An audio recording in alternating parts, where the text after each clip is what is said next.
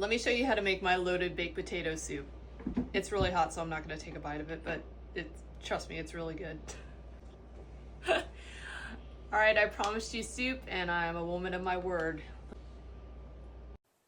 Okay, I'm using an entire pack of bacon on this recipe, but you do not have to. The recipe calls for 6 to 8 slices. Now, I like my bacon extremely crispy. I'm talking if you put my piece of bacon next to a bag of potato chips, you wouldn't be able to tell the difference. You do not have to go that far with it. I apologize for all the steam. I'm trying to get the money shot here. Turns out that's not really easy to do. Yeah, that's an entire onion, garlic, flour. Go ahead and mix everything together.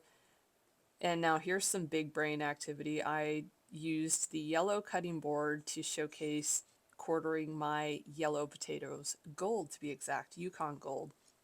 So I apologize if you can't see that very well. Yeah, don't try and dump potatoes into molten lava, aka grease. Or not really grease, bacon. Yeah, I guess that's considered grease. Bacon oil. As you can see, I'm spilling chicken broth everywhere. Heavy cream and milk, smoked paprika, garlic powder, pepper. I'm also going to add some chili powder. This is the Hot Mess Express. You know what? I will say this. I have way more respect for people who record themselves cooking because it's actually harder than it looks. But back to this. You want to give everything a good stir. Here's where you can adjust the seasoning. Remember, season as you go. Never add all the seasonings at the end. After your potatoes are fork tender, you're going to spoon out about half the soup into a blender. This is not a normal blender. I don't have one. I have this contraption known as the Ninja. I love it. I think it's great, but use whatever you have. If you've got one of those, I think it's the immersion blenders, the little hand mixers, those are cool too. I'm just pushing everything down just so it gets all nice and mixed.